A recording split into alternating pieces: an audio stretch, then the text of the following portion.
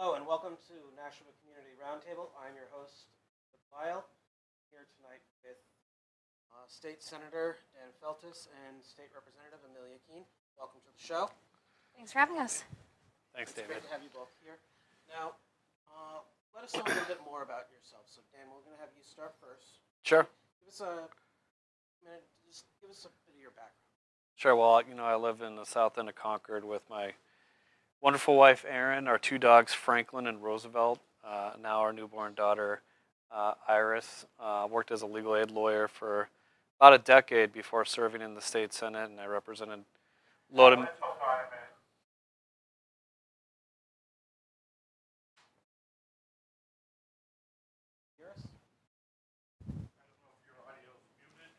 Oh. Okay. It's in here. I had it in my waistband, but then I ripped it off. Broke it.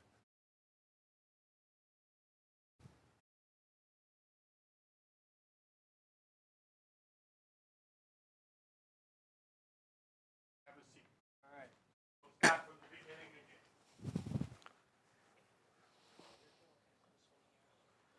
Okay. Sure.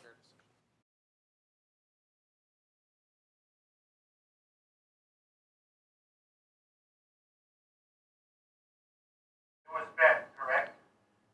What's that, Dick? Go ahead and talk some more. Dick, I'm sorry I broke your microphone. Yeah, it's more than just the clip now. All right. That work?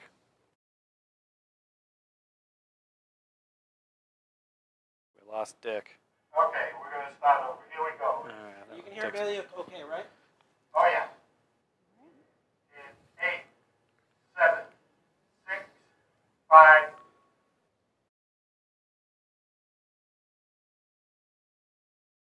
Hello and welcome to the Nashua Community Roundtable. I'm your host, David Lyle. I'm here tonight with State Senator Dan Feltus and State Representative Amelia Keene. I want to welcome you both to the show. Thanks for having us.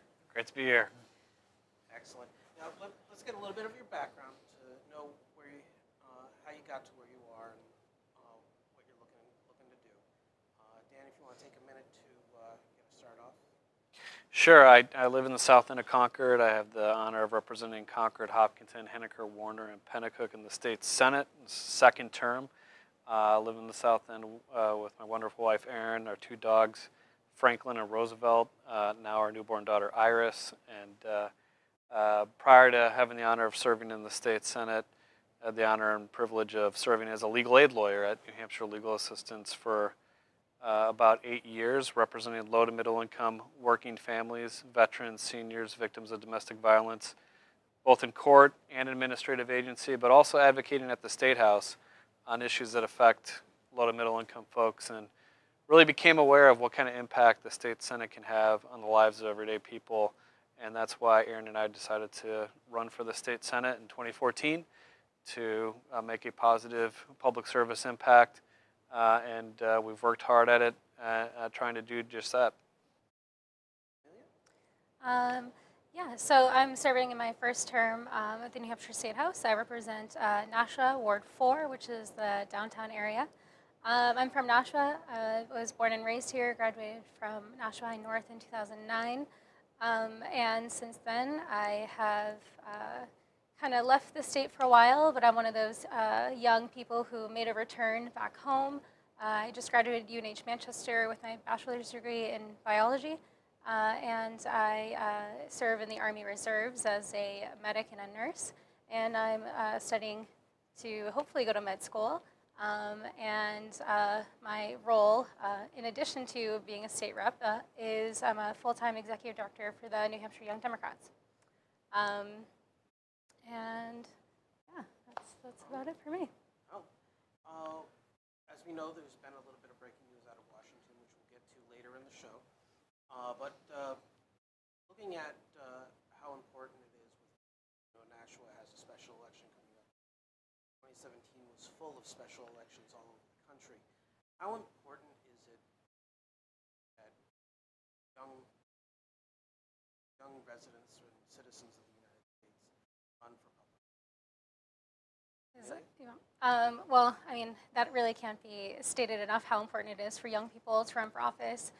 It's no secret that our elected officials aren't exactly representative of the population. There's very little diversity, especially when you look at the New Hampshire State House. We did manage to lower the average age from 66 to 60 this session, but it still tends to be the older Caucasian population, white population. So young people need to, there's been a groundswell of momentum since the election, and I mean, just day after day, things come out of Washington, out of our own New Hampshire State House that keep young people engaged. So in order to build the bench of leaders to go on and hopefully run for their office and protect our values and fight for the social justice issues that we care about, we need more young people to run for office and advocate for the priorities that we care about, to make New Hampshire a place where young people want to stay and live and start their families and careers, like I hope to do. So right now we have a big problem with retaining young people. So the more the young people that are in office, the better that will be ultimately long-term to retaining young people here. Well, I think you're seeing it right now that how great Representative Amelia Keene is. So residents of Ward 4 in Nashua, you made a great choice. She has been a leader at the State House. It's an honor to serve with her and with you, David, and also Senator Lasky, who does a great job representing Nashua. And certainly the issues that affect younger people are something that we are starting to, I think, focus on, in part from the leadership of Representative Keene. It's no secret that we need to attract and retain a young workforce, skilled workforce. It's demographically and economically needed right now in our state. There's a whole host of issues related to that need to be pursued and are being pursued, including high quality, affordable child care, including family and medical leave insurance, including affordable housing and workforce housing, to job training and workforce development. There's a host of issues that we need to continue to work on, and we need to make sure that efforts to pass bills that will end up disenfranchising younger voters don't pass, including the amendment to House Bill 372, which operates as a poll tax and will disenfranchise younger voters. We need to make sure everybody's involved in the democratic process. And younger people, if you're listening, get involved. Your voice matters. It counts. And I think you got great people at the State House, Representative Keene included, who are leading the way, and we need to keep at it. Myself, I'm the youngest state senator since 1988, and it's been just an honor to serve, and certainly I think there are different perspectives that people bring to the table, but at the end of the day, it's about solving problems for people, and young people getting involved.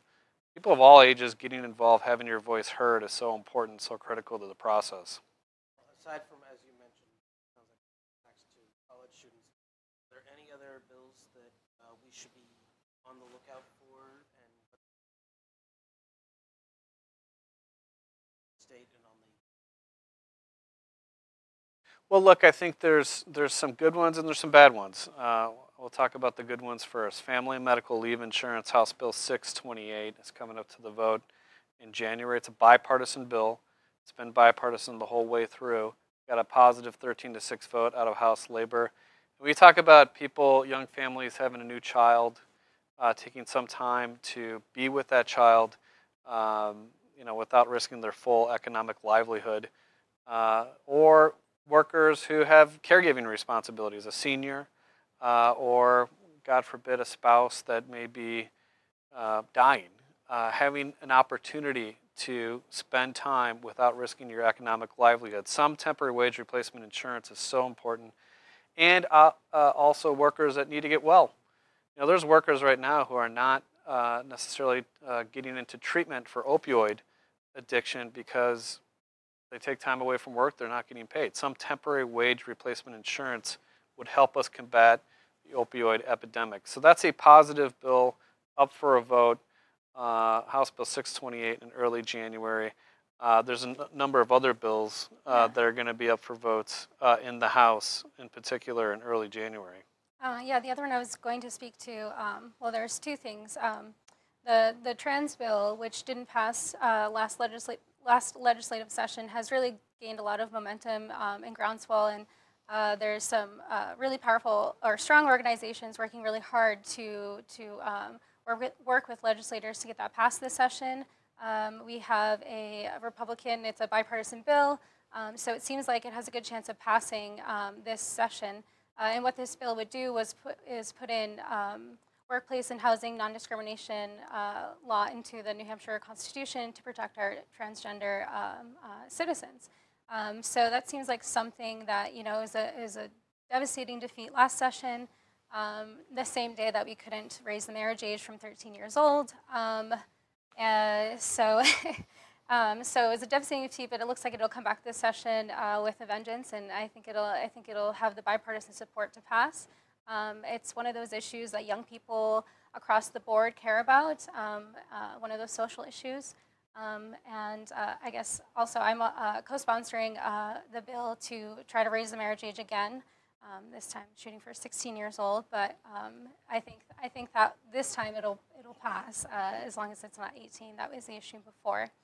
And you can probably speak to this a bit more, Senator, but the other thing I want to bring up related to the opioid crisis is Medicaid expansion, which is coming up this session. So there's been a lot of work on it, look, we had a Medicaid expansion commission.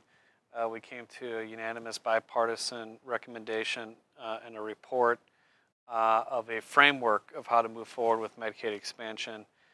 There's still a lot of more work to do on a bipartisan basis to come to a final agreement on how to reauthorize it and move forward. But the upshot is this. If we don't reauthorize it, effective December 31st, 2018, close to 51,000 granite staters lose health insurance coverage. And over 20,000 granite staters have accessed Medicaid expansion for much needed substance misuse treatment and recovery services. It is the single most effective way to combat our heroin and opioid public health epidemic, and we need to come together in a bipartisan way to reauthorize Medicaid expansion. That will be the most important bill, as Representative Keene noted, in my view, and I agree, that we deal with in this session. There's some other bills that are coming up pretty early in the House session. There's a comprehensive bill to combat childhood lead poisoning from both paint and water. A bill I filed, Senate Bill 247, has a vote in the House in early January. And you know what? Kids shouldn't be living in places where they should have an opportunity to live in safe housing that doesn't poison them and poison their future and affect future earnings. And that's a big problem in New Hampshire. Each year, hundreds of children test positive for dangerous levels of lead in their blood. Another issue that's a bad one, David, is coming up for a vote in early January, is Senate Bill 193, the effort to divert public taxpayer dollars to go to private prep schools and religious schools. I don't think that's fair for taxpayers. I don't think it's fair for our schools. I don't think it's fair for our kids. And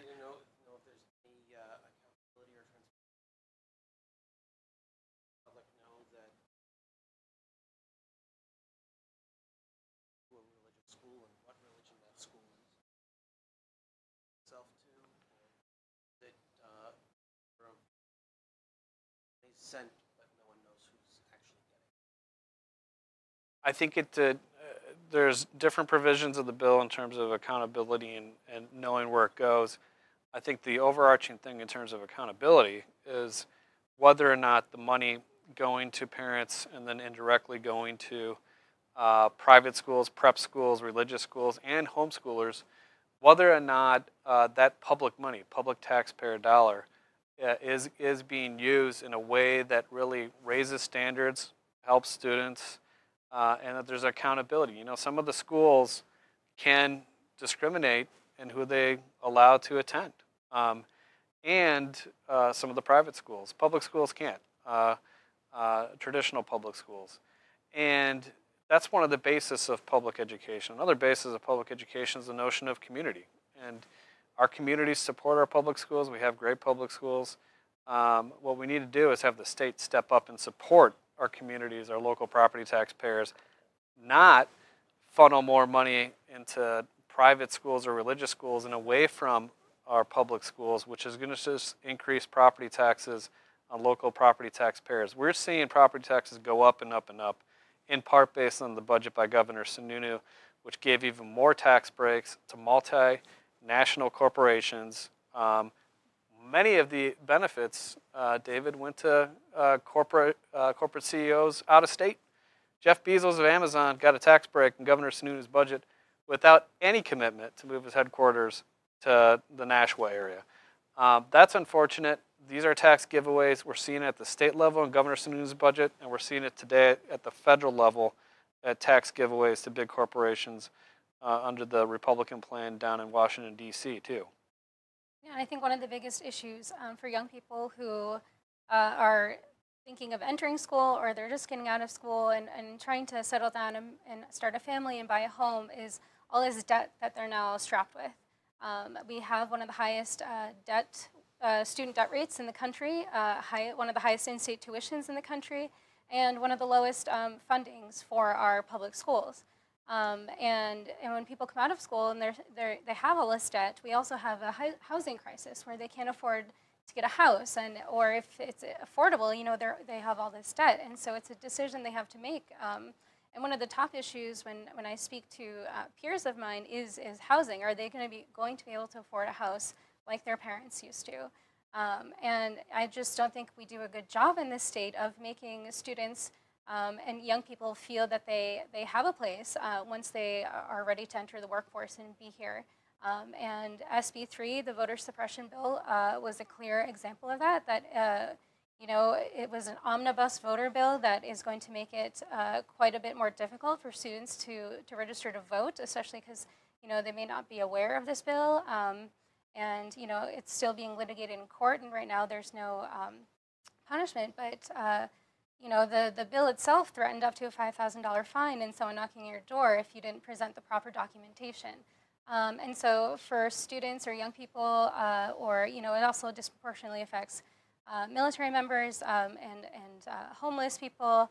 If they're already on the verge of voting or sort of reluctant, and they hear that they don't have the required documentation and they have to return or perhaps receive a punishment, they're not going to vote. And it's no secret that this is a part of a systemic attack to disenfranchise certain populations who tend to vote Democrat, which are students and young people. So HB 372, which passed the Senate Election Law Committee down party lines, will be up for a vote in the full Senate at the beginning of the year, like just the first week. And as Senator Feltes said, it would effectively put a poll tax on voting, making it so you have to have a license or registration or other type of documentation to prove that you are a resident here and can vote, which is not how we've done it in New Hampshire, and it's not how we should do it in New Hampshire.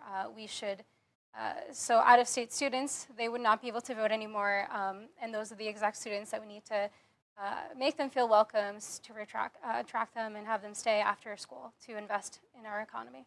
I did get my undergraduate school, although I did get my master's from a California school. No, physically see the difference between types of institutions, both public. But we're talking about voter suppression law. I personally, colleges should be allowed to register students at the bursar's office or the application office. That right there gives them a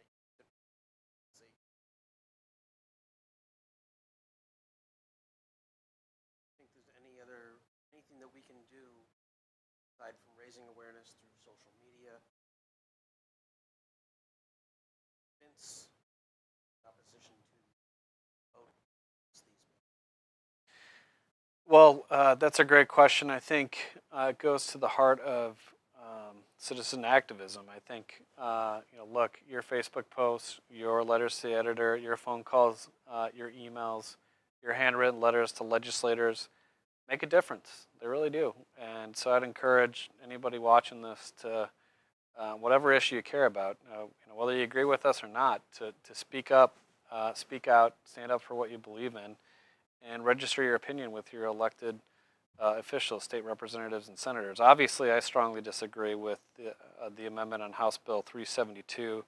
It does function as a poll tax. It requires basically a driver's license or car registration to prove residence, and you have to pay for those things, which means it's functionally a poll tax.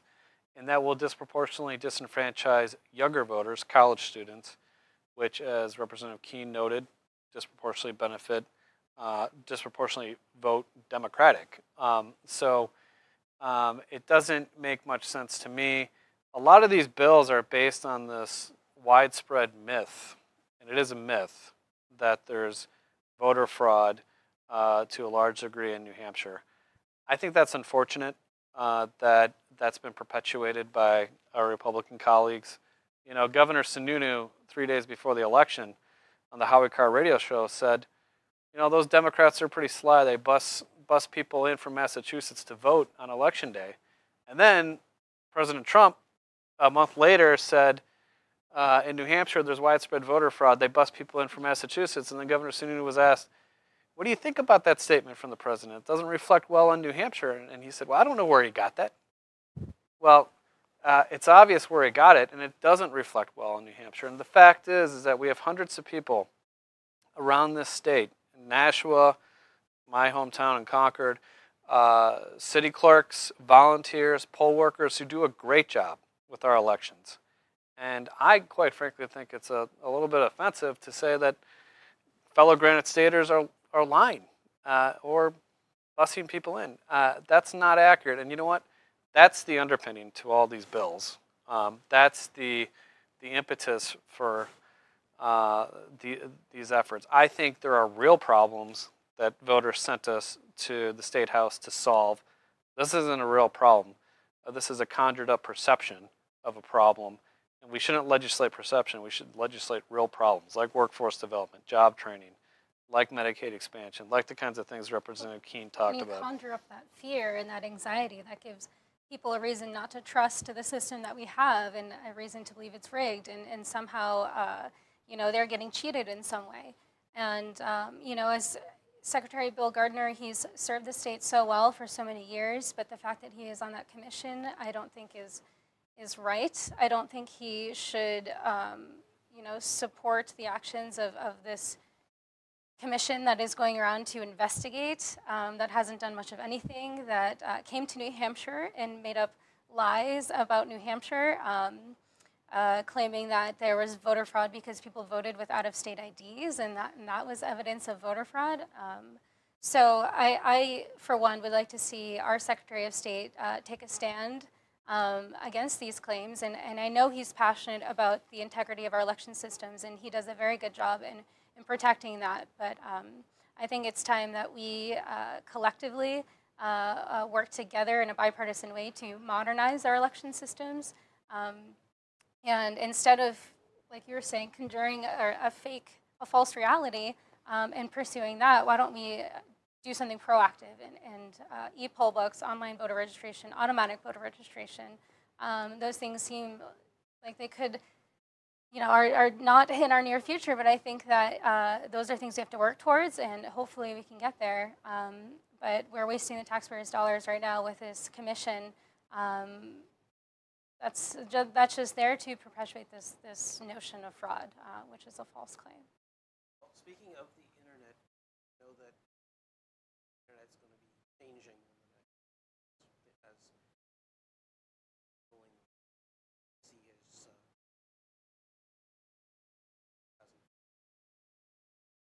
of impact you see on internet, so bundling, streaming, all that's going to basically down instead of being one pool, it's going to be separate. Well, sure. Net neutrality as a general matter ostensibly is that the big internet service providers like Comcast, Verizon, etc., who have the platform of the internet service cannot generally discriminate against websites, users, and using that platform, either in the type of speed of service or certain terms or conditions, or whether or not your website pops up, or whether or not a user can use a certain website, that kind of thing. So what the repeal of net neutrality means is that they have much greater freedom to the internet service providers, Comcast, Verizon, to, in many cases, the only provider for folks of internet service provider, much greater freedom to discriminate against websites, against businesses, against users of the internet. I think that's a problem. I think that's anti-competitive. We'll see how it plays out. I don't think it's consistent with the notions of a free and fair internet. I think it could lead to some serious problems. Look, I oppose the repeal of net neutrality, but we'll have to see how it plays out in terms of the impact. I'm really worried about the impact. Do you think we could do it at the state level? Well, Washington put forward, legislators in Washington put forward a bill in terms of net neutrality to respond. Our bill filing deadline has closed in New Hampshire, both the House and the Senate. It's certainly something to look at. Take a look at Washington, what they're doing. I think there will be an argument, certainly by the internet service providers, that this is something that is regulated at a federal level. So therefore, the doctrine of federal preemption may supersede whatever states may do. Certainly, I've already heard those arguments with respect to Washington's legislation, but certainly I think here in New Hampshire we ought to take a good hard look at what Washington's doing and think about and explore options here at the state level. Yeah, and I mean, just echoing what Senator Feltes said about, I don't think there's any reason to cause widespread panic necessarily, but I certainly think there was a whole massive resistance against this movement for a reason. And who knows what it could do. It's certainly a possibility of detrimental things happening. But ultimately, we're putting our faith in the integrity of corporations, which, I mean, they're only out for one thing, and that's to make a profit. Our access to information certainly comes into question when certain stakeholders have complete control over the game. So we'll just have to wait and see. We've seen at least one city or town in the country has made a public internet, become a public provider. Something that should be done here in New Hampshire. Cities and towns should start developing their own internet systems so that at home can log on to the system. I mean, does North Country even have broadband yet? I mean, I think we're far away from that if we can't even get access to our citizens up north. I mean, certainly that would be great. I heard LA is launching a satellite to offer free Wi-Fi to all of LA. I mean, something that would be innovative and amazing. It would certainly propel us forward technology-wise, but I think we're far from that here. Well, I'm not familiar with the example that you talked about, but look, again, I think we need to look very carefully at how this plays out and take a good hard look at what Washington and other states are doing and explore options here in New Hampshire about how we can stand up for Granite State businesses and Granite Staters. As I mentioned, we're going to get heard a lot of sides. I'm personally against the tax bill that just got in the Senate. What are your thoughts on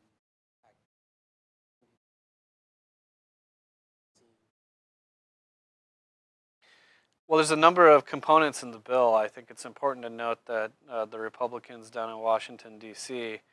crammed into a so-called tax reform, in quotes, bill, a repeal of a major feature of the Affordable Care Act. And the CBO has estimated, the Congressional Budget Office has estimated that roughly 13 million Americans will lose health insurance as a consequence of that, and premiums will go up 10%. Here in New Hampshire, we do have premiums going up right now, and I think the failure to stabilize our individual market is something that we can't ignore. We need to take steps to do that, and I think the efforts by Republicans in D.C. only hurt New Hampshire and New Hampshire's health insurance market. That's number one. Number two is this is heavily and disproportionately beneficial to the wealthiest 1% and big corporations, including some corporations who are storing their profits overseas. They claim, the Republicans down in Washington, D.C., to close some of the loopholes on that. They don't really do it. And many granted staters are going to be inhibited in writing off and deducting a large chunk of property taxes and other taxes. And I think at the end of the day, if you want to do meaningful quote-unquote tax reform, you do it to benefit middle-class families and you do it to benefit small businesses. And this is heavily weighted to the wealthiest 1%, to large corporations. It's heavily weighted to the entitled elite. And I think that's unfortunate, and I'll let Representative Keene weigh in. Well, I was just going to say that, you know, it is unfortunate that the supporters don't see it that way, because they justify it by this trickle-down economics term, which has proven not to work, which doesn't directly benefit anyone besides those wealthiest 1%. And the fact that, you know, not every American doesn't see that they're getting screwed over by this tax plan. I mean, it's going to affect everyone. Small business owners. I mean, it was passed yesterday, and someone I know today who owns a small business here in Nashua was because he had to figure out how it's going to affect his business in the next year. He's just getting started. So something like this tax plan, which will impact in various ways on small business owners and students and other people, it's going to, you know, cause them to have to make some really serious decisions potentially financially.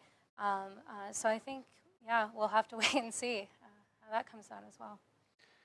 One of the interesting things, in addition to what Representative Keene mentioned, is there are a number of provisions that were put in there at the behest of lobbyists and big corporations. And one of the provisions that was added late directly benefits, it appears, Senator Corker and President Trump on real estate pass-through LLC stuff. And so at the end of the day, you know, President Trump campaigned on so-called draining the swamp, but this tax bill is about as swampy as it gets. Sounded like it just filled it up a little bit more. Yep. When we look at a lot of stuff that's going on, we talk about stuff that's been happening in the past, stuff that might be outside of our control. But in the what do we have to look forward to do, or some types of changes that would state level or municipal level? Say I mean, I would like to see something actually done, progress in a tangible way for the opioid crisis. When I speak to my peers, new people who are getting involved, that is what they want to work on, and that's what they care about, because, I mean, it's beyond the point of you know, a disconnected connection between someone you know or you and someone with an addiction. Everyone knows now someone with addiction. Everyone's affected. Everyone knows it's a crisis and it's a problem. So it's just the best way of going about it to solve it at this point. But I'd like to see some action soon on that piece there, at least for Nashua and the community here. I would agree. I think that if you look at the Governor Sunnunu's budget and you compare it to Governor Hassan's last term, we're actually on track. When you can include all the provisions of that budget, we're on track to spend less on treatment and recovery under Governor Sunnunu's budget than we did in Governor Hassan's last term, when you factor in Senate Bill 533 of the second year of her last term. That's not good. You know, we have the second worst opioid epidemic in the country, and we have the second worst treatment capacity behind Texas. We need to step it up. Again, the single most effective way to combat the opioid epidemic is reauthorizing Medicaid expansion. and hopefully we can continue to work together in a bipartisan way to get that done in a real way, in a meaningful way for Granite Staters. Is there any provisions the pharmacists or the going out doctors who are prescribing it create some accountability so they know where the addiction is starting? Not because a lot of people might assume it's starting not with prescription drugs, desperate.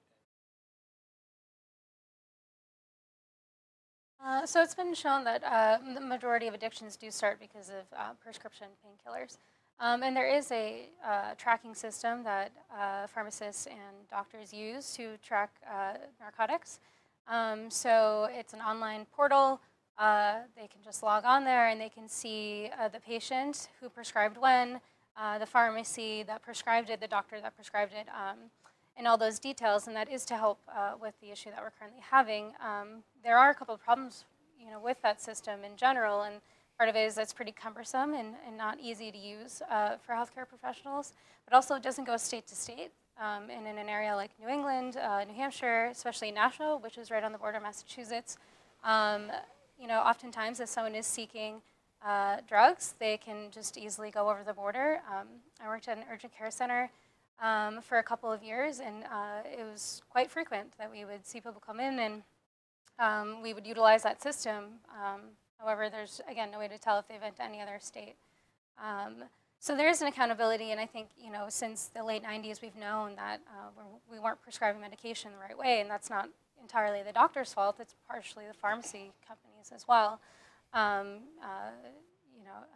pushing specifically one brand on the market, and they're paying out now because of it, because they falsely advertised how addictive their medication was intentionally. The doctors and patients were having success in pain treatment, and it turned into an epidemic that we are seeing now. Well, just in addition to what Amelia said, Nashua's very own Joe Foster, as Attorney General, really started ramping up our efforts to look at some of the practices of the pharmaceutical companies, and when he was in capacity as Attorney General. And Attorney General McDonald has carried on much of that work. I think, that needs to be followed up on, and certainly Senator Maggie Hassan, you may have seen, was on 60 Minutes talking about a pharmaceutical distributor and talking about efforts potentially at the federal level. We need to follow up on all that. Certainly, I think, as Amelia noted, the prescription drug monitoring program can always be looked at to be improved. There was a recent audit of it, which recommended certain improvements, and that was just debated and discussed at the fiscal committee of the legislature. So these are all things we need to stay on top of, and certainly they're tough issues, and it's cliche, but it's true that there is no silver bullet for this crisis.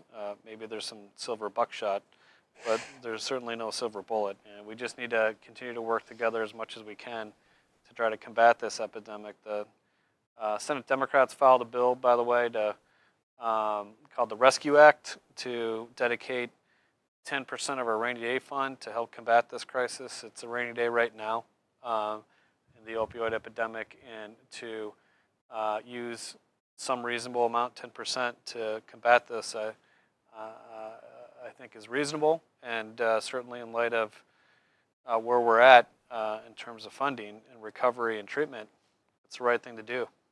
Now, we also have been as I have, you've probably also been getting calls about decriminalization of cannabis in the state. What are your thoughts and opinions on that?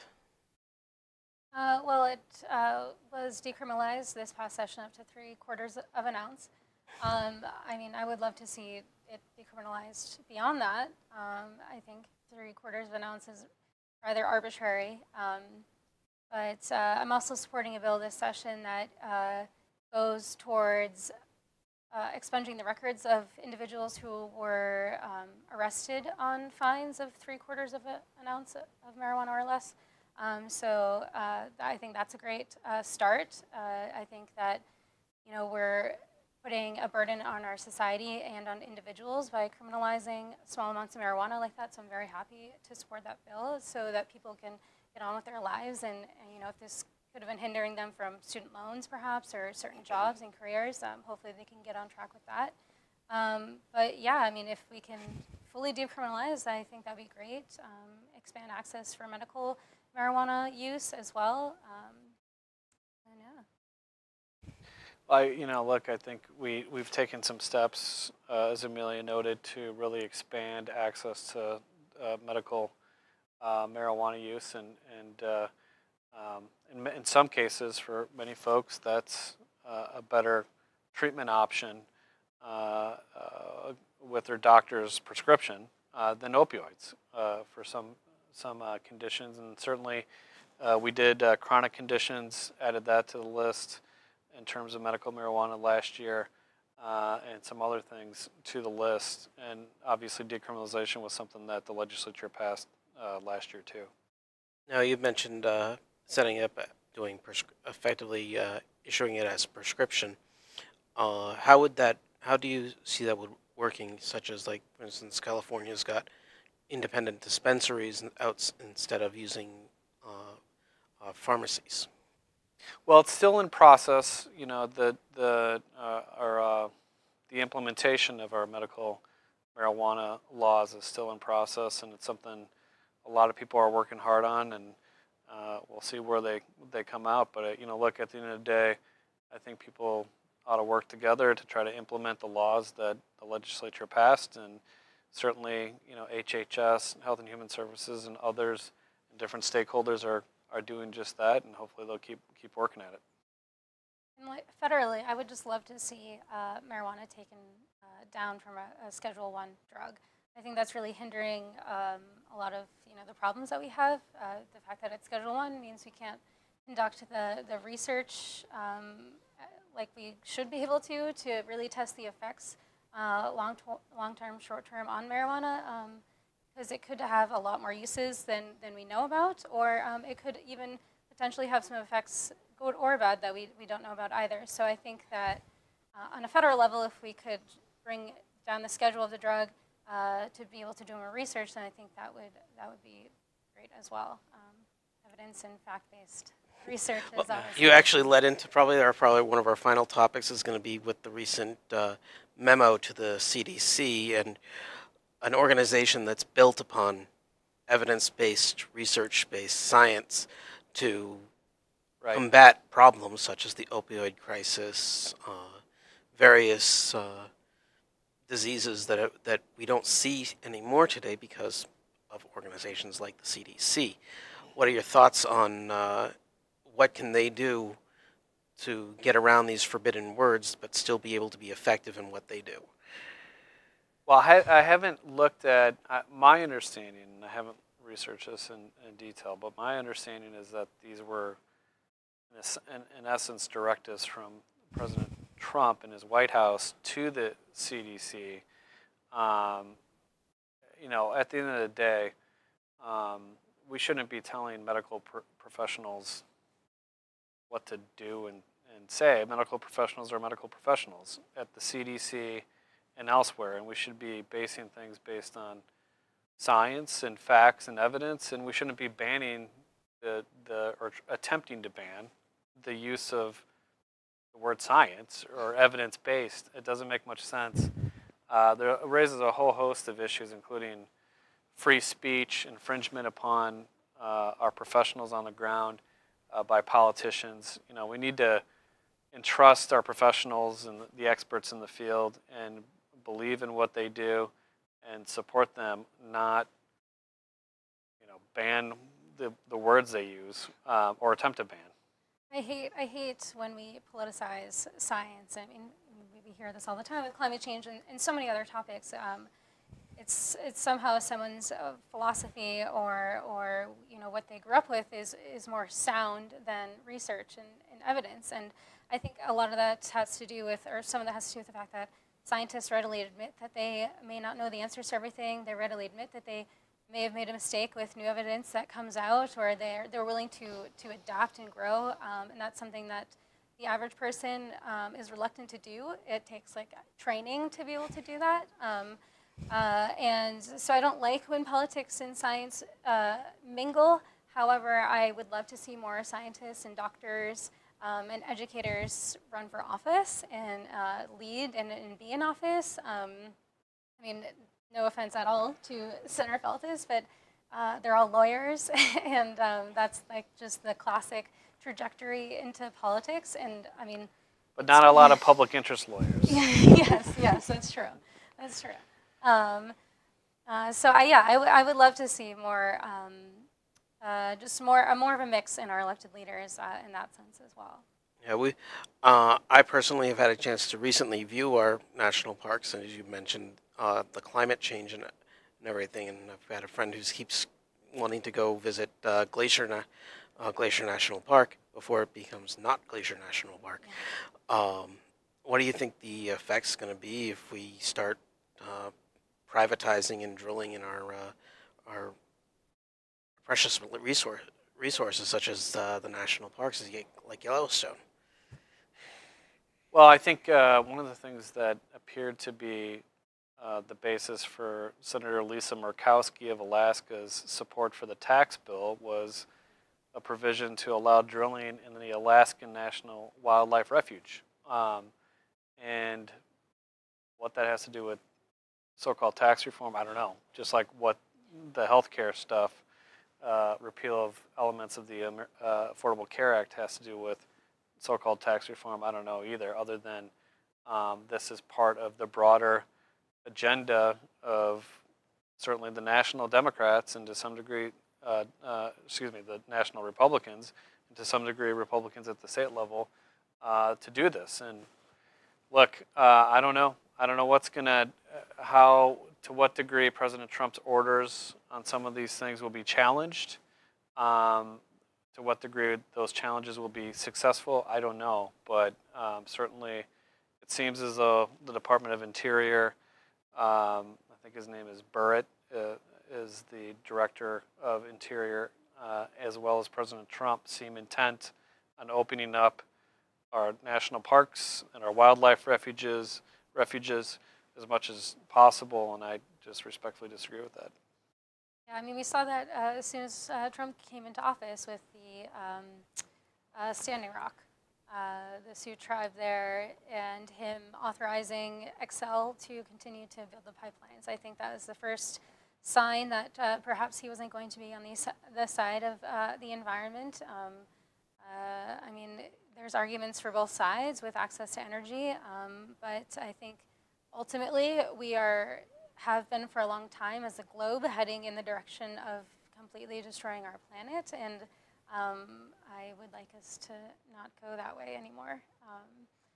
And I think ultimately it's just going to cause civil and national unrest the more we continue to destroy our environment like this. Well, the Earth doesn't care if we're here or not. It'll heal itself eventually after we're gone. But we have to remember that we could be leading our own selves into extinction. So the question is, do we learn from our mistakes and try and prevent it, or do you think we're on a trajectory where it's irreversible? Well, I mean, you mean climate? The climate? Yeah. I'm certainly not a climate scientist. And there's arguments on both sides that I've heard about it being reversible or not. And even the projections, if you were to try to reverse it, though, you'd have to cut down to like zero carbon emissions by like 2020 or something. So it's not even feasible, even if we did want to slow it down according to their projections.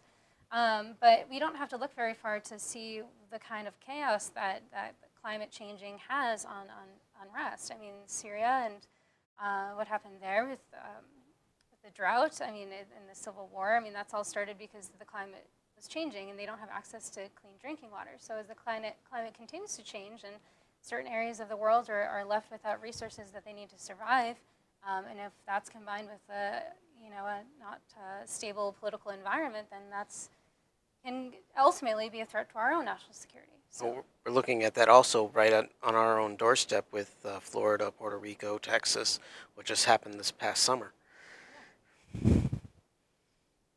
Senator, any thoughts?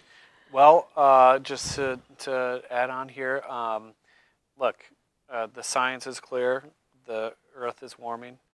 That's resulting in climate change, and humans are contributing to the warming of the Earth. So humans, I think, have a responsibility to take action.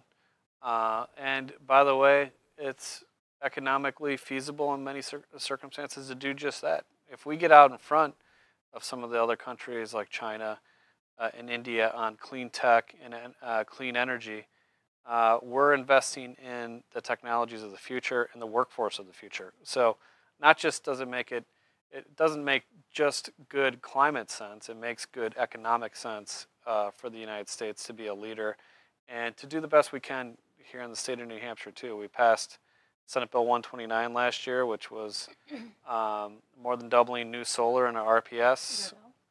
I worked on the bill, yes, as a co-sponsor. It opened up access to low to middle income solar savings. It shored up our biomass industry. And, it passed without Governor Sununu's signature. He didn't like it, so he didn't sign it, but it became law over his signature. And these are the kinds of things that we need to do and continue to do. There's some efforts I know in the House right now to backpedal on some of our energy efficiency initiatives, some of our other energy initiatives, which have historically enjoyed wide bipartisan support. And we just need to do our best to take responsibility here at the state level as well. And I think we've made some steps, including Senate Bill 129, but there's more we can do.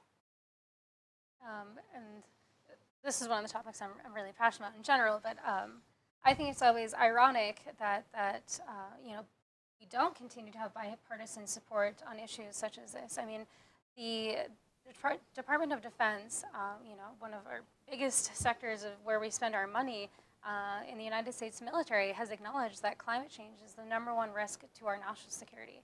And so when we have people who deny that flat out, such as our president, or even on a local level, who don't support initiatives for clean energy alternatives, then that's ultimately saying that they don't care about our national security, which I think any conservative really prides himself on that aspect. I mean, terrorism and everything like that, if we are afraid of terrorism in our own country and we're afraid of these threats, then we should really take a look at what we're doing in our community to mitigate the effects of climate change. Excellent. We've only got a few minutes left, so if you have any messages for your constituents or for the viewers that over and above what other messages you've given now that we may not have touched on that you would like to touch on. Well, sure. I just want to wish everybody Merry Christmas and Happy New Year. And we got a lot of work to do in the upcoming year. We heard a lot of the issues from Representative Keene and myself and David as well, Representative Lyles. So have your voice heard. Reach out to your representatives, your state senators. Get involved. Have your voice heard. Write your letters to the editor on the issues you care about. It's so important to our democratic process that you be heard. And so I would just ask that one of your New Year's resolutions is speak out, stand up, be involved in our democratic process. Yes, so happy holidays. I hope you guys enjoyed the program. And going into 2018, it's going to be another exciting year. We have the congressional race. And just to echo what Senator Feltus and Representative Lyle said, you need to get involved. If you need to make your voice heard, if you're just looking for that avenue, it's here, it's me, it's us, the Young Democrats. Find me online, reach out. We are the avenue to get heard. We work locally on issues that are local, and we help Young Democrats run for office. We do trainings, we advocate for issues at the State House. There are many ways to get involved, and we can be that avenue for you and work on issues that you care about so you can make a difference in your community. So we hope to see all of you get involved. Hopefully some of you stepping up to run for office. It's hugely important. And yeah, I thank you guys for all that you do. All right. I do want to thank you both for being here on the show. Thanks. One last message to our viewers. If you are interested in what's going on politically, get active. Be the voice that you want to hear, and if you don't like what the politicians are doing, such as myself, you have every right to run against us if you live in our ward district. If you don't want to run, find someone who will. It's your government. It's your voice that you need to make sure is heard. And don't forget, here in Nashua, we do have a special election for the Board of Education. And if you're looking to run, learn more about it by talking to other members of the board and get involved. I do want to thank everyone for viewing tonight, and you have a great new year, and we'll see you in January. We'll be meeting with Alderman at Large Dave Tenza, and we may have another guest. Stay tuned. Have a great evening. Thanks, David. Vote.